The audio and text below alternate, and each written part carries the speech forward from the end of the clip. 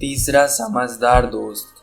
बहुत समय पहले की बात है। दो अरबी दोस्तों को एक बहुत बड़े खजाने का नक्शा मिला।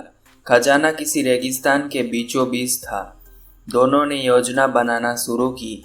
खजाने तक पहुंचने के लिए बहुत लंबा समय लगता और रास्ते में भूख प्यास से मर जाने का भी खतरा था। बहुत विचार करने पर दोनों ने तय किया कि इस योजना में एक और समझदार दोस्त को शामिल किया जाए ताकि वह एक और ऊँट अपने साथ ले जा सके जिस पर खाने पीने का ढेर सारा सामान भी हो और खजाना अधिक होने पर वह उसे ऊँट पर ढो भी सके। पर सवाल यह उठा कि चुनाव किसका किया जाए। बहुत सोचने के बाद मोहम्मद और रिजवान को चुना गया।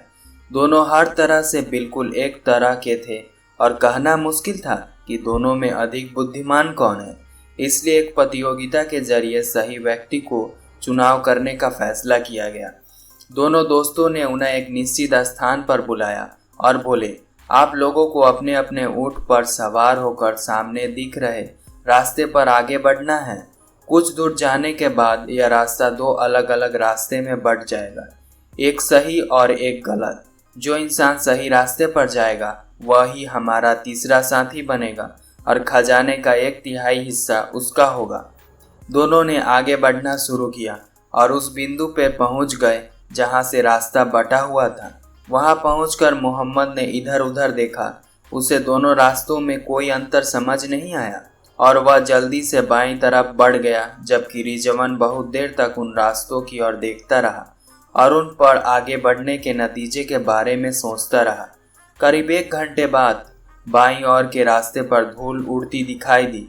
मोहम्मद बड़ी तेजी से उस रास्ते पर वापस आ रहा था। उसे देखते ही रिजवान मुस्कुराया और बोला, गलत रास्ता?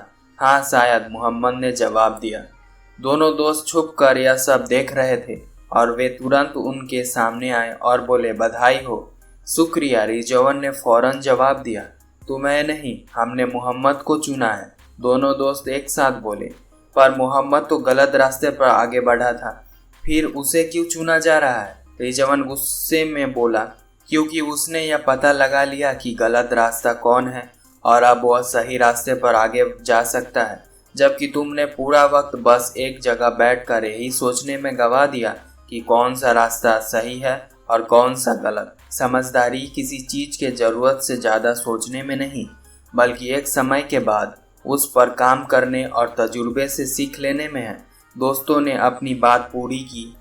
फ्रेंड्स, हमारी लाइफ में भी कभी ना कभी ऐसा पॉइंट आता है जहां हम डिसाइड नहीं कर पाते कि कौन सा रास्ता सही है और कौन सा गलत, और ऐसे में बहुत से लोग बस सोच विचार करने में अपना काफ़ी समय बर्बाद कर देते हैं, जबकि ज़रूरत इस बात की है कि चीज़ों को ओवर एनालाइज करने के बजाय मोहम्मद की तरह अपने ऑप्शन को केयरफुली कंसिडर करके एक्शन लिया जाए और अपने एक्सपीरियंस के आधार पर आगे बढ़ा जाए। अगर आपको यह वीडियो अच्छी लगी हो तो आर्टिफिशियल मोटिवेशन चैनल को सब्सक्राइब कर दीजिएगा और ऐसी वीडियो देखने के लिए बेल आइकन पर क्लिक कर दीजिएगा। मिलते हैं नई वीडियो में नई कहानी के साथ। Please keep watching.